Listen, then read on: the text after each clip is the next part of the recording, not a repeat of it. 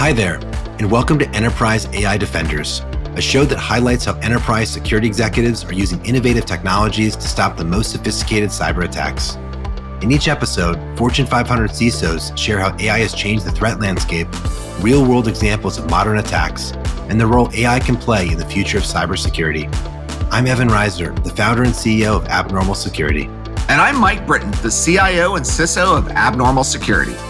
Today on the show, we're bringing you a conversation with Kirsten Davies, former CISO of Estée Lauder and Unilever and founder of the Institute for Cyber. Kirsten's storied career has given her a front row seat to understanding the complexities of securing global organizations. In this conversation, Kirsten shares insights on the scale of enterprise cyber operations, the hidden challenges of AI-powered security innovation, and how human risk is still the biggest concern in the age of AI. Well, Kirsten, so great to have you join us today. Mike and I were really looking forward to this episode. Maybe kick it off. Do you mind sharing with our audience a little bit about kind of your background and kind of how you got to where you are today? Yeah, that's a long answer. That's a long journey, but that's all right. Kirsten Davies. I'm a 3-time CISO and 2-time deputy CISO. So deputy at Siemens and at Hewlett Packard Enterprise, and then CISO at CISO and managing director at Barclays Africa Group, and then Estée Lauder companies and then Unilever. And right now, I have founded a nonprofit organization called Institute for Cyber. Our first initiative, we were working on cybersecurity hand guides, like handbooks for election workers and poll watchers to help them understand what cybersecurity incidents might look like. And next, what we're doing is we're partnering with some organizations in order to get some better information out there on anti-human trafficking, so digital grooming of today's youth, to make sure that they're better prepared and better equipped for what it looks like when they're being targeted online, because that happens and we don't like that that's happening, but that's what we're working on now. So Kirsten, you've spent a lot of your career fighting the bad guys, right? And especially like some of the nonprofit work you're doing today, like as citizens of civilization, thank you for your hard work. I mean, it's a truly worthy cause. And I think probably most people don't understand how big these issues are. And like, some of the lack of progress we made as a civilization to advance them. It's really hard work, right? And it's challenging, and trying to get a lot of stakeholders within an organization to be productive is hard, let alone across, multiple organizations. Can you share a little bit like what inspires you? What motivates you, right? Like, most people don't want to wake up and do hard work like that, right? But you've been doing it for a long time. And so was there like a moment in your career or your kind of personal journey where like the light bulb went off, or, what can you share about kind of what motivates and inspires you today? Yeah, look, I think all of us who are in whatever form of cybersecurity we're in, whether it's on, the audit side, or it's on assurance, or it's on active defense or intelligence, whatever. There's a variety of different aspects that go into what we kind of coin as cybersecurity. I think regardless of what part of it we're in, there's an innate nature within us to protect, whether we have this inclination to protect our family or protect animals or protect nature or whatever that is. I have yet to meet a person in cybersecurity who's stayed in cyber that doesn't have that innate desire to protect or defend, right? That are the ones that run to the fire, that say, hey, if you need somebody, it's me. I'm going to step into the gap. And that's always been part of who I am. I don't think necessarily that's something that's been fostered, like something you can learn necessarily. I think it's something that you have, that you nurture. I believe. I could be wrong. I'd be happy to hear from people whether they believe otherwise. I remember the first time I kind of woke up to this. I used to be in the music industry. I don't know if people knew that about me. Spoiler alert. And I had a couple of stalkers while I was doing that. And I would change my name of hotels that I would check into. Like I would go under a pseudonym all the time. And we would change the itinerary, and we would publish like a false itinerary of where we were going, because I'd had some real creepos following me. And And I look back on that now and I realize that was where I understood how to look at life from an attacker mindset, because I always had to be thinking ahead of where the difficulty might lie for me, for my band, right, when we were doing it. Small piece of the puzzle. But it feeds into this innate nature we have in security, which is to protect other people. It could be just to protect ourselves initially, of course. That's Maslow's triangle, right? Needing safety. But I think it's much more than that. You've worked for a lot of really iconic and probably some hyperscale type organizations. Maybe what are some unique cybersecurity use cases at some of the places you've been that the average listener may not fully appreciate? Stepping from consulting, where I worked with some really major organizations as well, right, into Siemens as my first kind of in-industry full-time role. The scale is enormous at times. So when you're thinking, when a lot of folks, when I work with innovators and startup companies, and have wonderful ideas, great ideas, but you walk into and you get introduced into an environment the size and the scale of Siemens or the size and the scale of Hewlett-Packard, it can be really like an eye glazed over moment. I'll give you an example. There was one particular startup company that I walked in the door at Hewlett-Packard. I will not name them. They are dear friends of mine. They're wonderful people. An Israeli innovator, which doesn't narrow it down because I work with a lot of Israeli startups. But walk them in the door, just, I guess, to a certain extent, a little bit naive that maybe it wasn't the right thing to do just to walk them in the door and say, hey, we should give these guys a shot. That's the way that I've always been approaching innovation. It's like, well, let's give it a shot. Let's see if it'll work, right? This particular startup, we would have been their first major client. Like they had worked with a couple of very small size businesses, 50,000 employees or less, actually probably 20,000 employees or less at the time, like really quite small. They had some great traction, really, really great solution for threat intelligence and for kind of on the security operations side of things. And I convinced the CISO to give them a shot. We put them inside of a sandbox portion of our environment, but a live replica of part of our environment. And they failed miserably. Okay? Like falling on their face, failed. And I took that as a huge learning moment for myself, just to say, okay, I need to be asking different questions at the beginning, and some of them better questions. I think I asked great questions to begin with, and they were trusted, they were known. Do you know what I'm saying? The founder of that startup came back to me, I'd say 5-6 years after that. And he pulled me aside and he said, thank you so much for giving us that opportunity. I said, but you guys failed. I mean, we were having a cocktail together, an adult beverage together. And he goes, yes, but we came away from that experience and we re-architected our entire solution as a result of that. And they have since gone on to great and wonderful success upon success.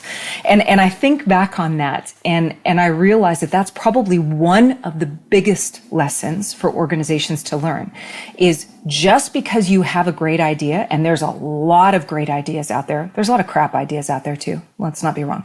There's a lot of great ideas out there. Just because you have a great idea doesn't mean that you understand what it takes to scale to the size of the prize that you're actually after, like a major hyperscaler, to your words there at the very beginning. What are some of the lessons you'd offer up to maybe other CISOs or CIOs, right, when it comes to trying to figure out where do you build, where do you buy, where do you partner? I think you're right. There's some things like they look great on paper, right? The slides look good, but you kind of gloss over the actual like operational and technical like issues, right? And there's no shortage of great ideas that like don't actually work in production. So what are like some of the things you look for, right? What are some of the cultural best practices? Yeah, any advice you'd share to maybe some of your peers out there? Sure. I've been very blessed to be a part of a variety of different organizations across a variety of different industries. That's not the same with a lot of my peers. The reason I bring that up is because the culture of the organization is very critical. If you're at a technology-driven company or at a high-tech company, chances are your culture is going to want to build before they buy. And that's important to understand what your culture is before you start introducing innovation, right? Number one, super important to understand what your culture is, whether it's a build versus a buy versus a, like a smart source or a blended service model, that kind of a thing. Number two out of that is you have to understand where your strengths and where your gaps are. And having gone several times into organizations, I mean, literally being brought in, that's kind of my hallmark. I'm brought in to do a transformation. I have to know as quickly as possible what is the state of the state, right? What are we looking at? What tech do we have? What across IT? What's the legacy? What's the new? What's the innovation culture? All of these types of things. The reason being on that one is you may have the greatest idea in the world knocking on your door, and you even implemented it at several other organizations, and you walk it in the door in this new organization where you're ready to serve. And it may not be fit for purpose for where you are. They may actually have another solution that's already there that's 80%, and you need to know whether you're going to die on the hill of getting a new technology in place to replace something that's already 80% doing what you want it to do, or whether you're ready to die on that hill and just go, no, I absolutely have to have this particular technology in, right?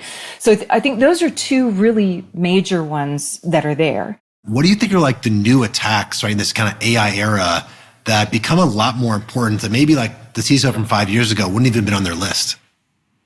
I'll use a real easy example. Email security. We used to be able to weed out, filter out spam pretty easily based upon syntax error. For example, you could tell when an email was not written by a native English language speaker, and you kind of go, come on, right? Or it was the typical, we have a prince in Africa that you need to help out. You know what I mean? Like those things were fairly predictable. I don't want to say across the board predictable because people were still falling for them. We know that. I think on the attacker side, AI is being used very smartly, very smartly. The sophistication of whaling, spear phishing, the sophistication is very strong. And it's bypassing a lot of those traditional filters that we had back in the day, right? I think we got to the place where all we had to, I'm just using air marks everywhere like rabbit ears. All we had to worry about was business email compromise, because those were much more sophisticated attacks. They were targeted. They were using language that was targeted towards that particular VIP, executive, whatever that was. Now it feels like, all of the email attacks, email-based attacks are super sophisticated, very targeted, and they have really major repercussions on the back end, right? Lots, huge dollar and euro signs attached to them. So I think there are some practical uses of AI on the defense side that are more effective than others. I think the promise of AI for defense, for security operations, for all of that, the promise is there. The practical outcomes are being seen in much more of those kind of standardized, quote unquote, attack vectors like email, like smishing, right? Things like that. ChatGPT is mainstream. Everybody's using it. Attackers are using it. Evan and I were talking earlier just on how good video has gotten. Where do you see it, a couple years from now as we just continue this rapid acceleration on the capabilities?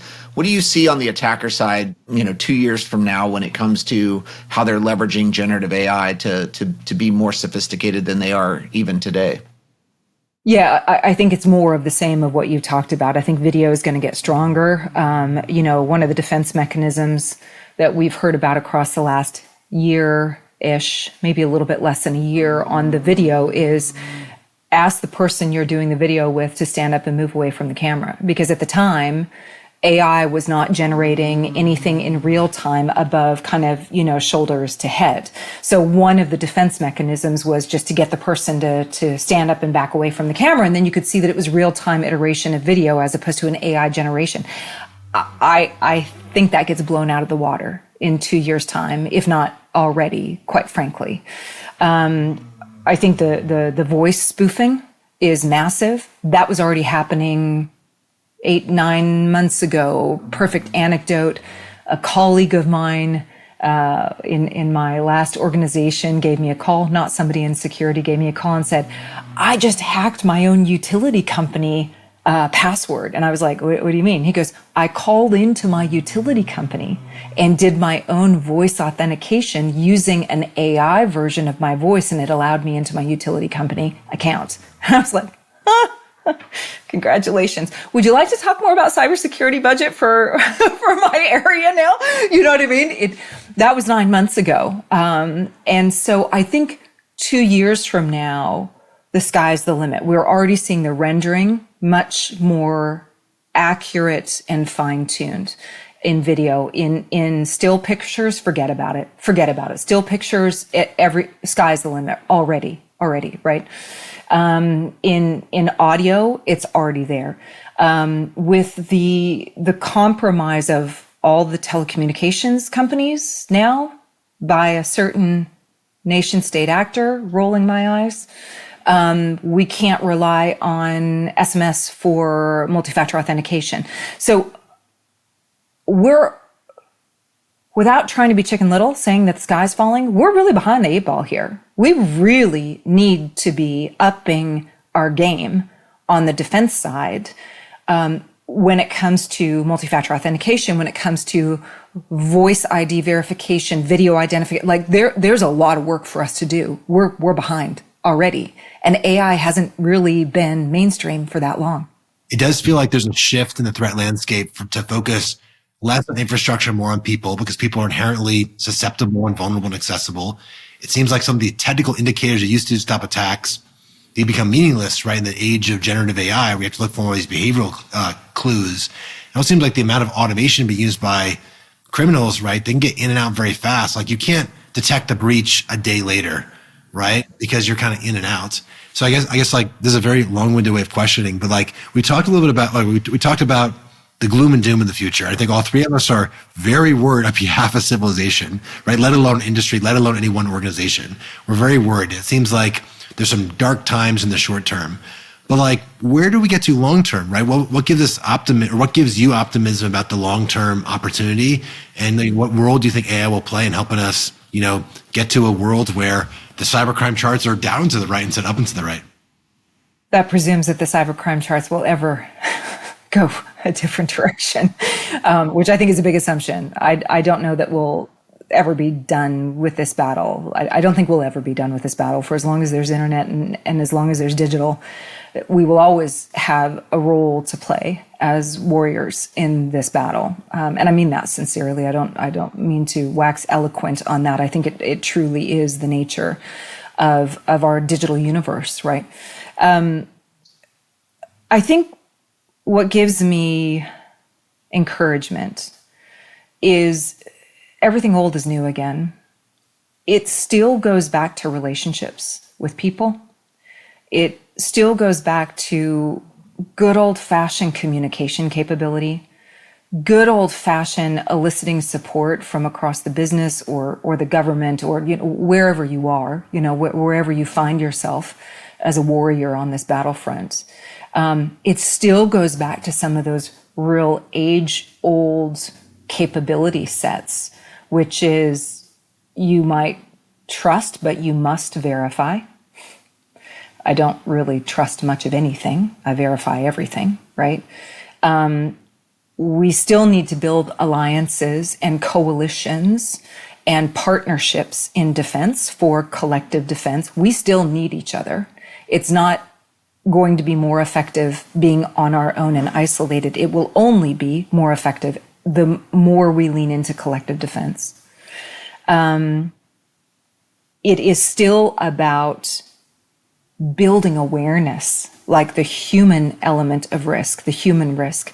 It's still about that. That will never go away. And I think that this is an incredible opportunity. And one of the reasons why I started the Institute was average everyday citizens. How many generations do we have right now that are alive, right? How many of those generations are digital native? I'm not a digital native generation because of my age group, right? And it still is all about people having safe experiences while they traverse the digital universe. It is a replica, if you will, of our natural universe, and it requires a different skill set. And so I'm encouraged because it still goes back to people. It still goes back to really just like walking alongside individuals, wrapping your arms around them and going, let me teach you, let me help you, let me show you a couple of new tricks here. You know what I mean? And that to me is actually really encouraging.